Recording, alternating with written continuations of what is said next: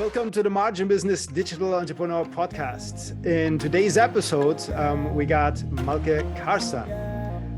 Malte is the head of acquisition Europe at Berlin Brands Group, the so-called BBGs.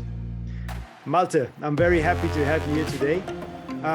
Can you please tell us a little bit more about your background, and then we work ourselves little by little to Berlin Brands, how you got there, because you don't just fly into e-commerce like that. There is guaranteed a story behind it. Please tell us a little bit more. Thank you. Hi, Omar. Thank you for having me here.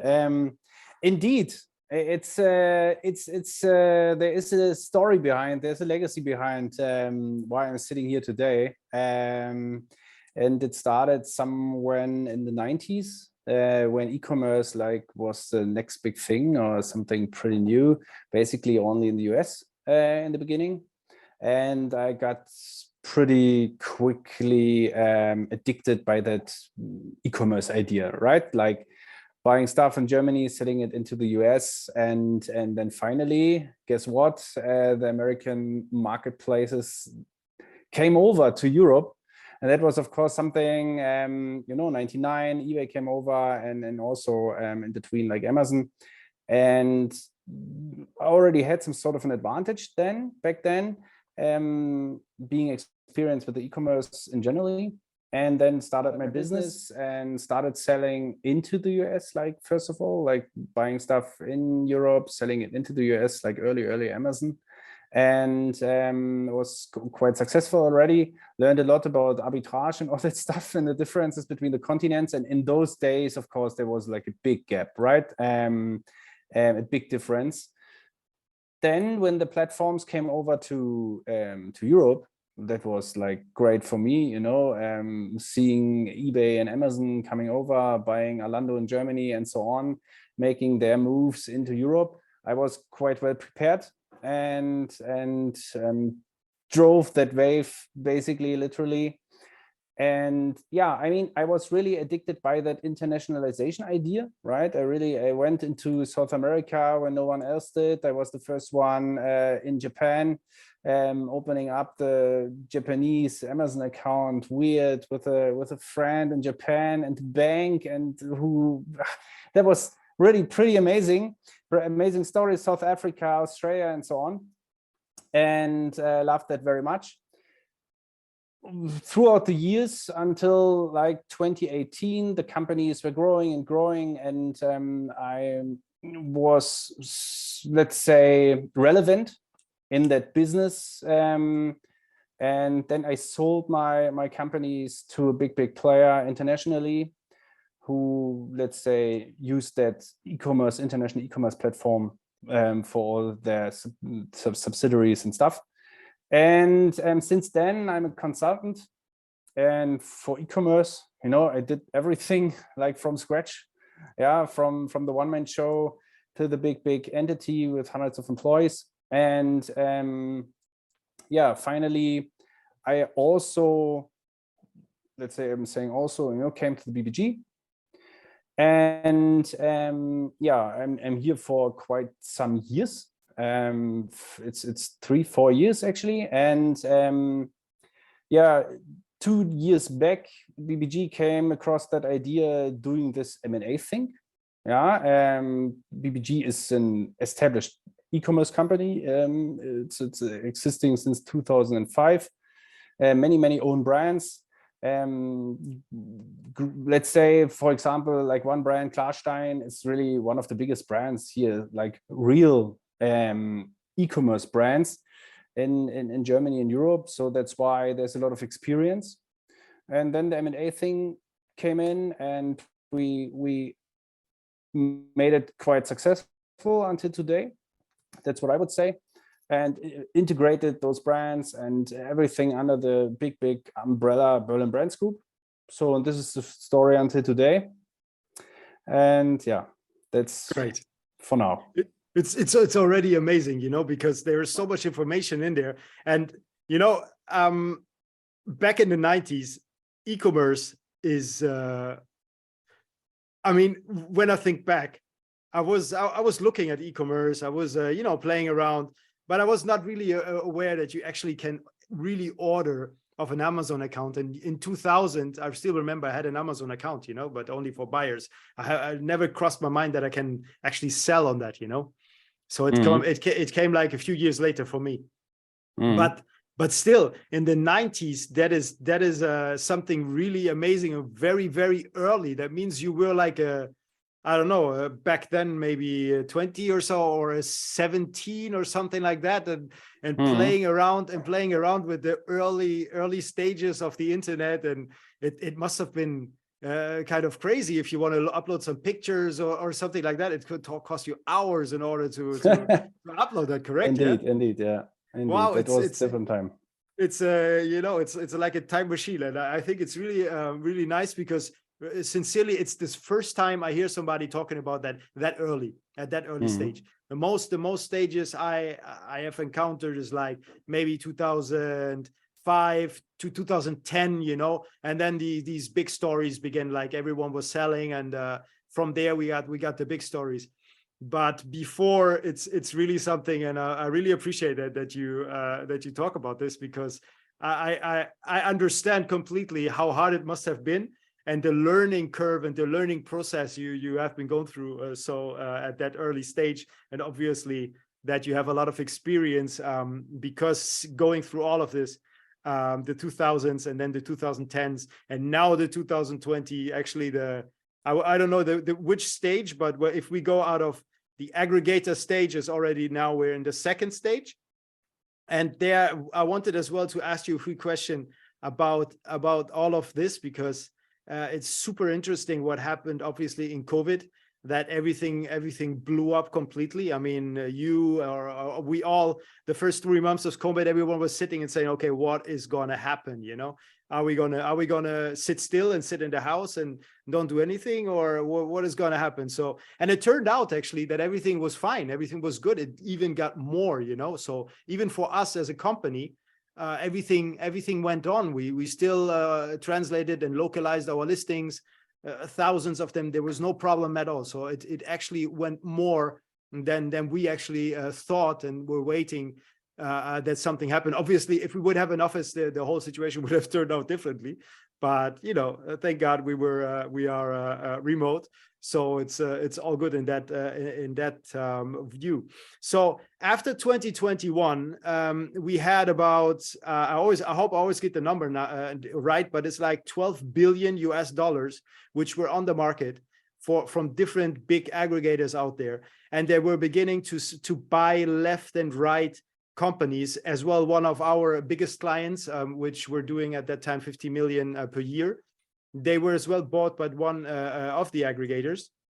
And I think it's super interesting, because it seemed like this money was coming out of nowhere. Big equity firms, BlackRock, you name them, all of them were behind and were trying really to get into there. So when we seen this this movement over there, obviously everyone thought it's going to go further and further and further, but no, it actually, I would not say it crashed, but it got a lot of less in the beginning of 2022. So now we're looking in 2022, we looked at 2 billion. And when we go further now, what do you think where we're heading?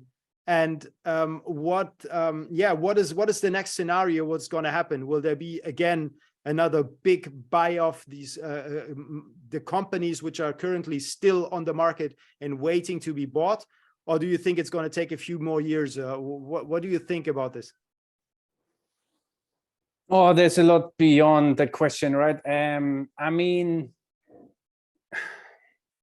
in generally, we have always said in 2020, 2021, it's not easy, right? BBG is an established company. We know what it takes to take care of a brand, to let it grow, to move it forward, in a successful way.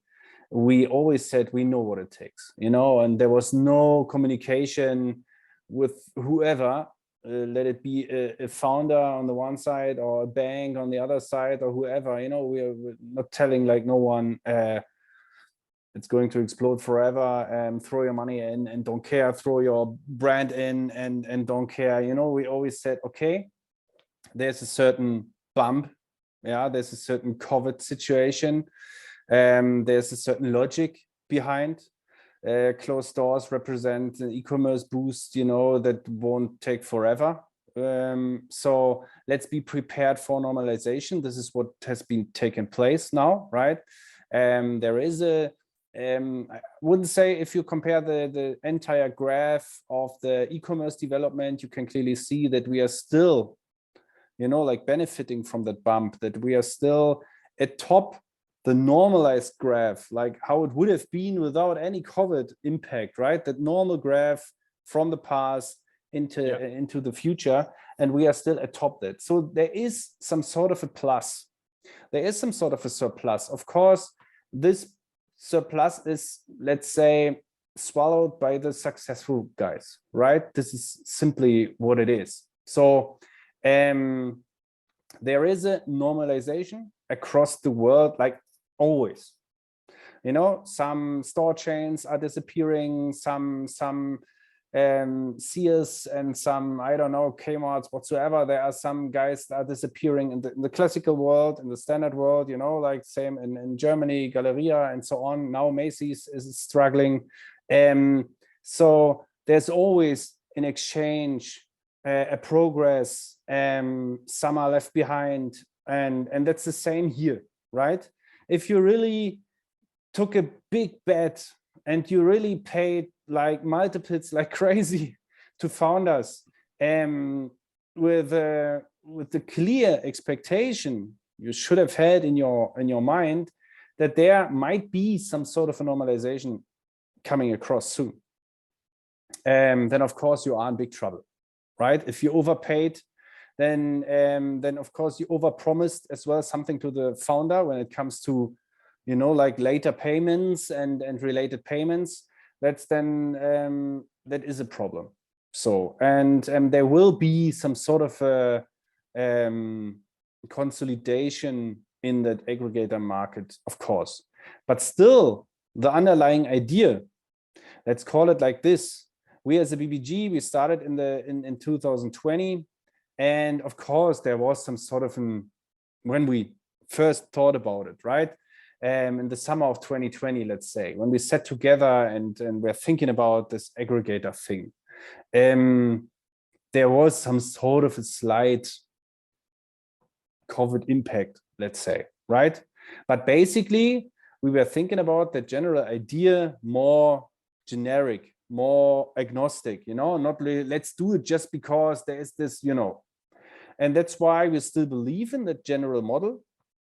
And we will jump on opportunities whenever it is possible, like today, yesterday, today, and tomorrow. But what I'm seeing is, I mean, I'm a founder, let's say myself, who sold his business, right?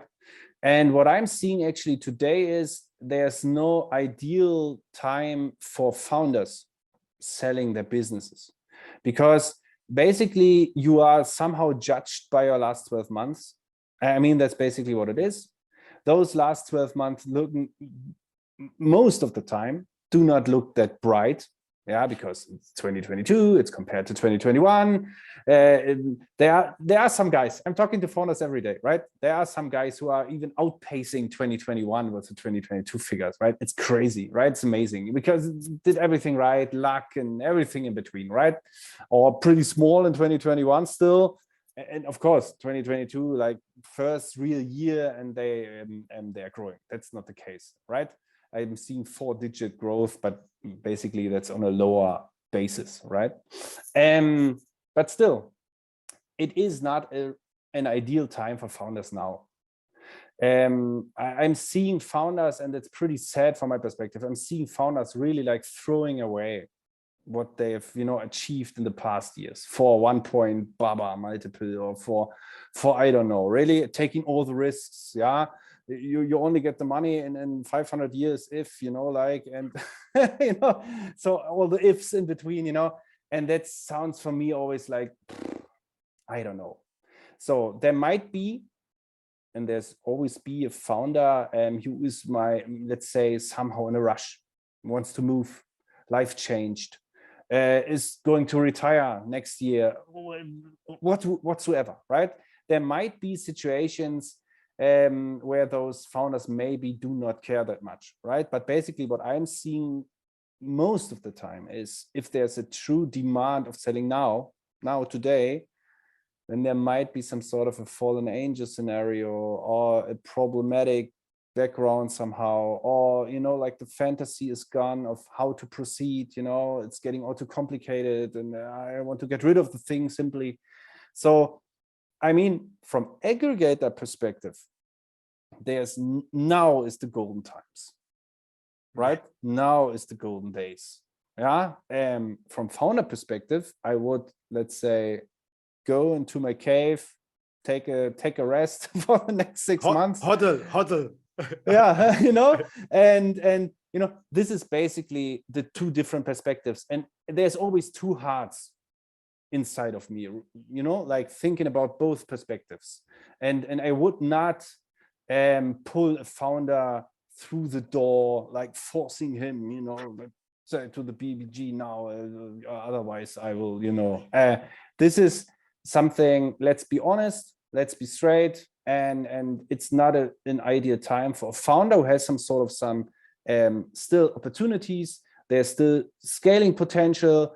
Then I would say, come on, wait for 2023, who for sure, what for sure this year will for sure show some sort of an upscale moment, of course, because what has changed drastically in 2020, and what has been so new for me as well, is until 2019, e-commerce was founder driven. All the narratives, all the thinking, all the perspectives. So from 2020, it changed to a stock market perspective. Yeah, like comparison of percentage. Last month I did 20%. This month only 90%. Oh God, I'm gonna die. But 90% plus, it's still amazing, you know, like this. And 19, I mean, you know, this is the stock market perspective.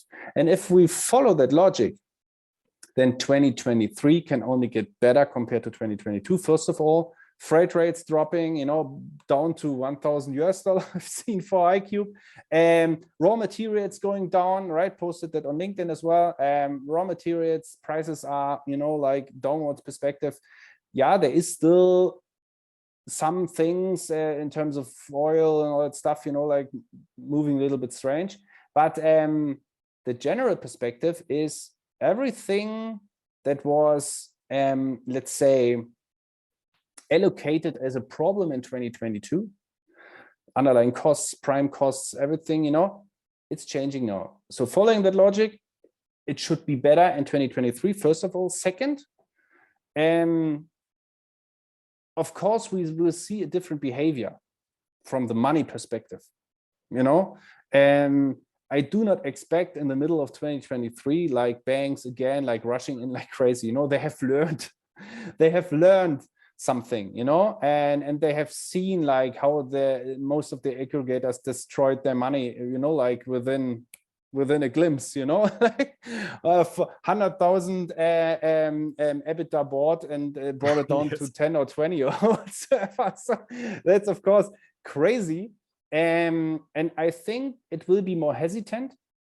Contract structure might be a little more complex going forward. Yeah, both ways, both perspectives. But for sure, in the same way, the money went out. I mean, from the time frame perspective, the same way it will move back, right? In terms of, okay, I don't want to miss something. It's coming back, and they are more experienced now. And let's say the aggregators that were not successful, not that experienced, they are, you know, like they disappeared, and now only the successful ones are left, and they are now competing. Okay, got it. This is my expectation, and then founders can benefit once again from that new spirit in, let's say, H2 2023, I would say. Okay, I think this brings it really to a very good point, because all of the possibilities that they had before was kind of, there was no brands, there were brands, everything was mixed up.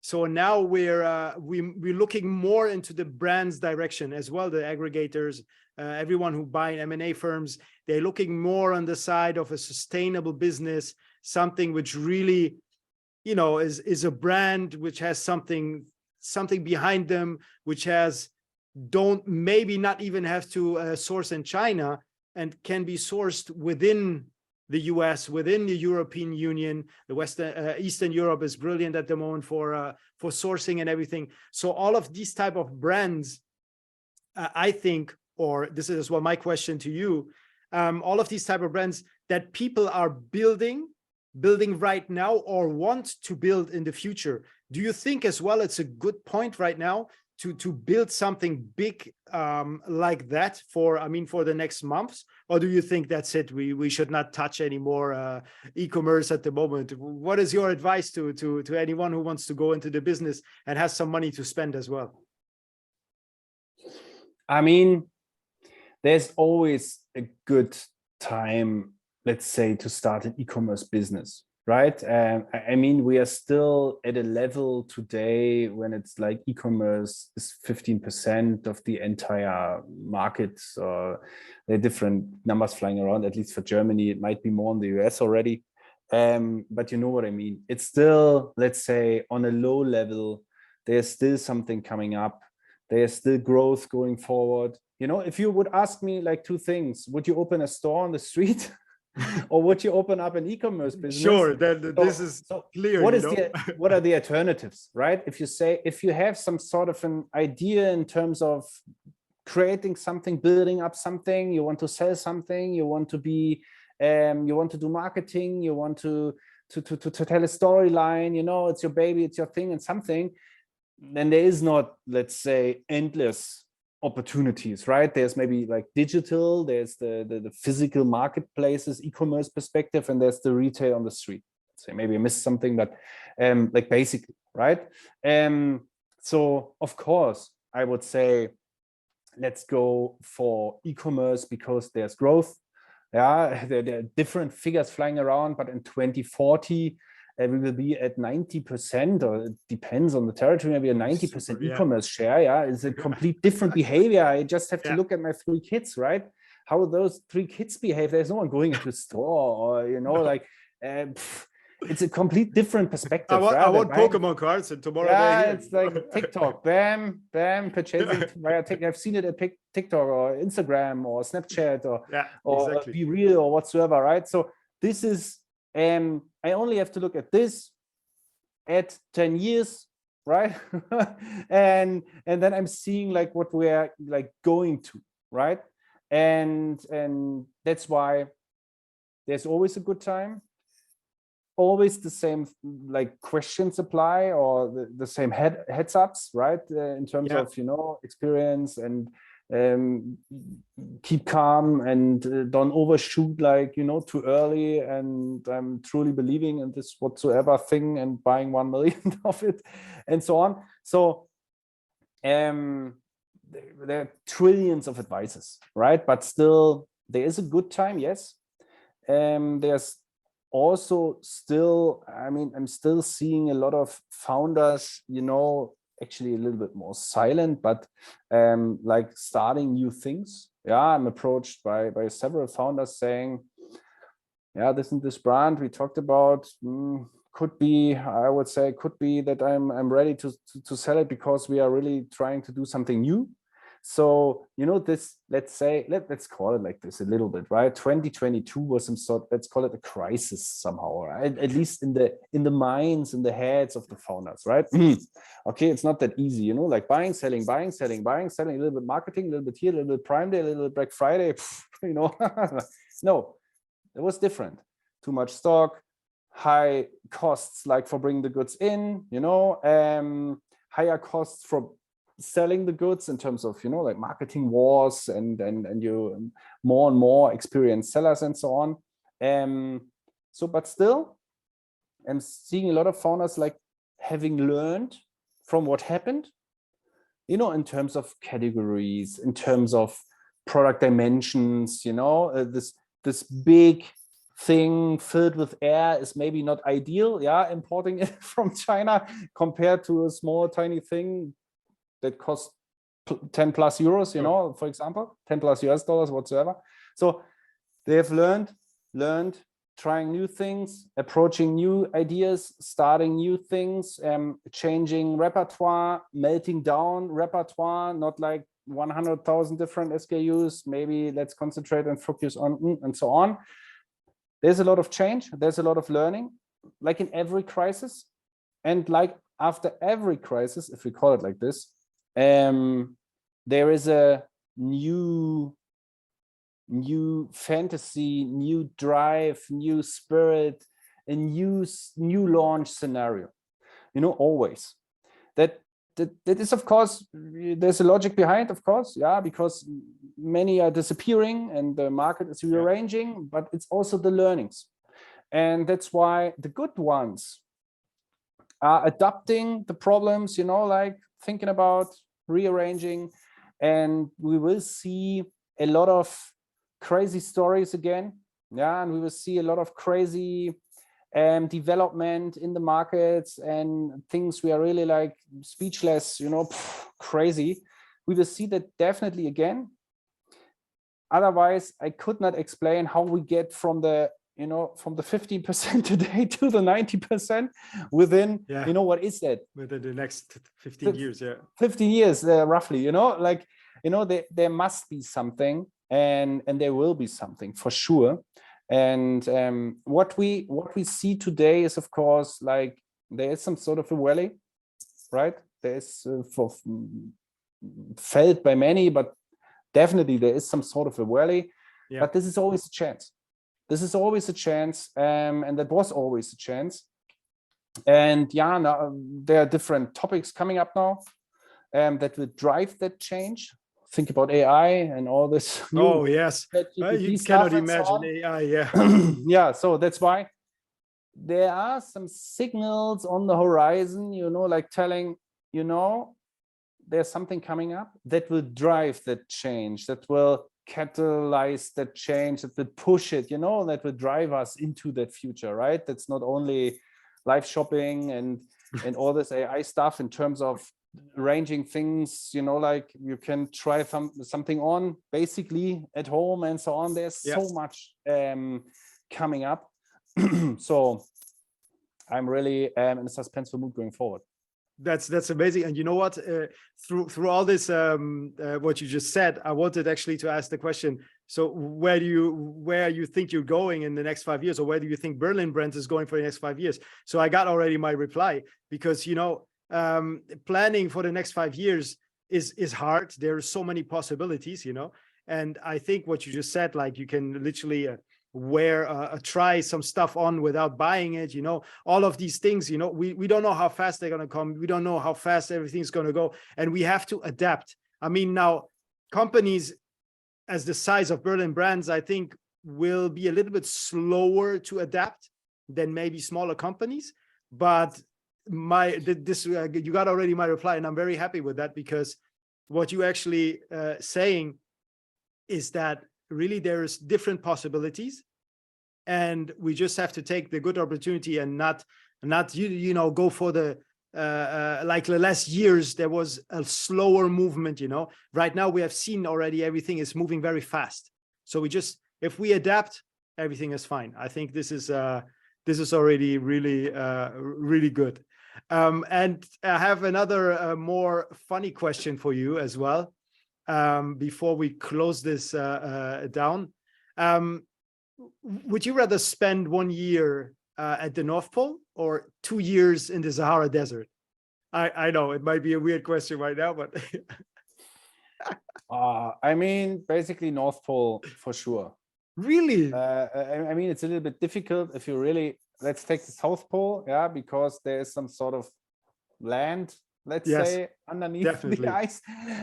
But I would go for that one, right? I mean, there are those crazy guys sitting there all year long, and the imagination of 3 months, I mean, together with my wife, of course, family,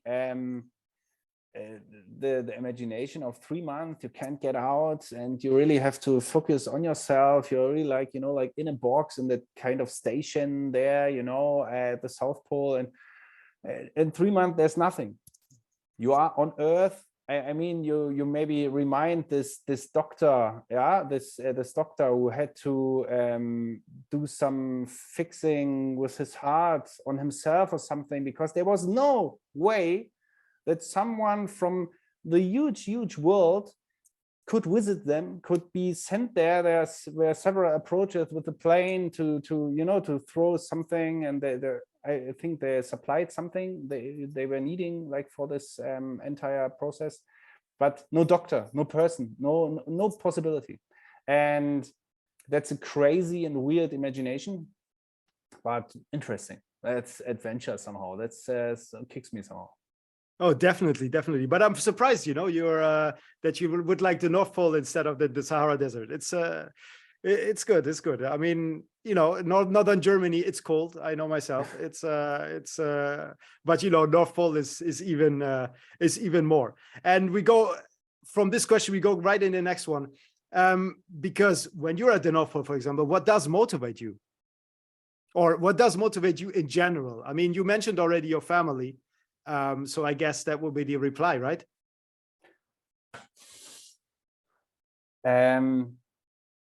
Indeed, that is a great question that is somehow hard to answer. The only thing I know is indeed that I'm somehow always motivated, somehow, and always was at school. Like always, you know, like pushing, wanting sometimes too much, right? And then I was thrown out of the classroom because I was somehow arguing with a teacher about the existence of, I don't know. Yeah.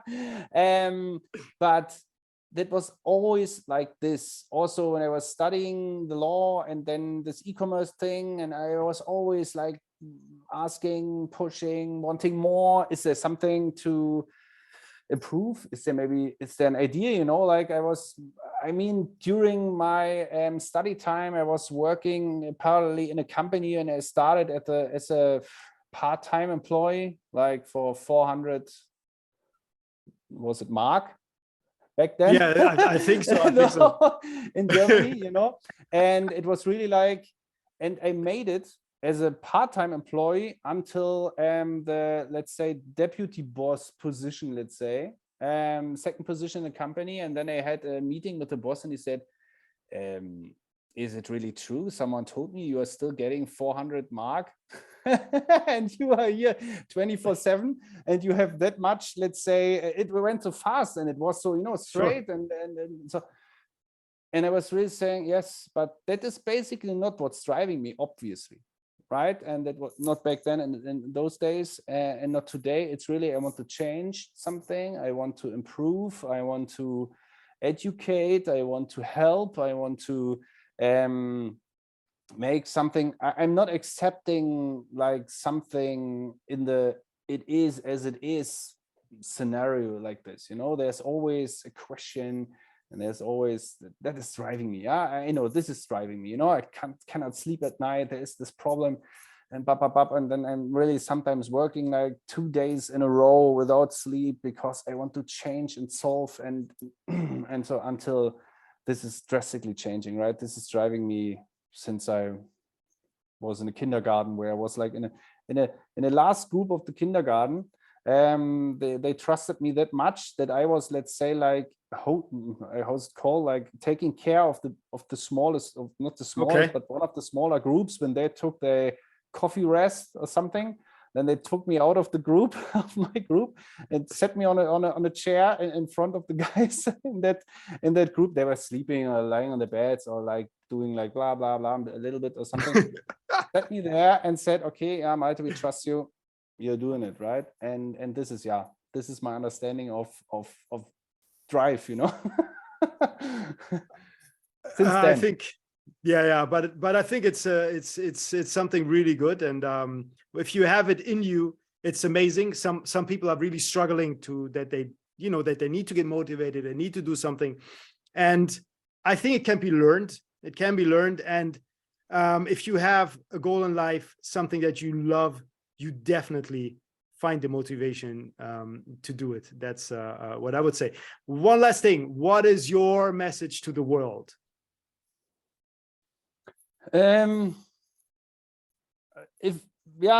you ask me like this, I'm tending to say like one of my favorite phrasings, let's say, or sayings is, if it's not a clear yes, it's a clear no. Right. And this is, something that's driving me as well. And also what I'm also thinking, everything is only working if there's no cover your ass mentality, if there's real loyalty and real, like, I want to change it and I'm saying it. If it's not correct, that's of course only working in an environment when there's not a shoot the messenger philosophy, right? I'm seeing that in lots of companies, right? Yeah. Talking to people. So from the management perspective, I can only say, check your perspective regarding that messenger thing. And through the, let's say, employee perspective, I can only say, do not cover your ass. It's not making you happy. It's not fulfilling you. Try to change, try to raise your hand, try to say if you see something that you can improve or something. And so that is, let's say, from the business perspective, what I can leave here, right? Yeah, definitely. I think this is a very good reply for that as well. Yeah. So thank you so much that you have joined today. Where can anybody get in contact with you? I mean, where's the place where you hang around on social media, where anybody can get hold of you, or as well via email? Berlin Brands Group is buying companies, will be buying companies, will be still in the business. So if anyone wants to have some information, or to just has some questions, how or when to sell, or if to sell, where is the best to contact you? First approach LinkedIn. I think it's everyone might have, should have, has. Let's say LinkedIn is great. Also, if you go onto the webpage of Berlin Brands Group, then you find like this we buy your company and so on, like appearance, where you can go into this contact thing. But LinkedIn is, from my perspective, always the best approach, right? Because then it's always like you start talking already, it's not that cold like a contact formula, it's you start talking, you see the other one, like both ways, right? Who's approaching you, and then you can engage, and then you can jump onto a call and start from there, right? So that's why LinkedIn is always a great idea. Berlin Brands Group has also a LinkedIn page. So this is my advice. Okay, perfect. Thank you so much. I mean, let's wrap this up, and maybe another time, maybe in person. Let's see what life's going to throw at us. And thank you so much, Malte. Thank you, Omar. Thank you very much. And it was great being here, right? Thank you.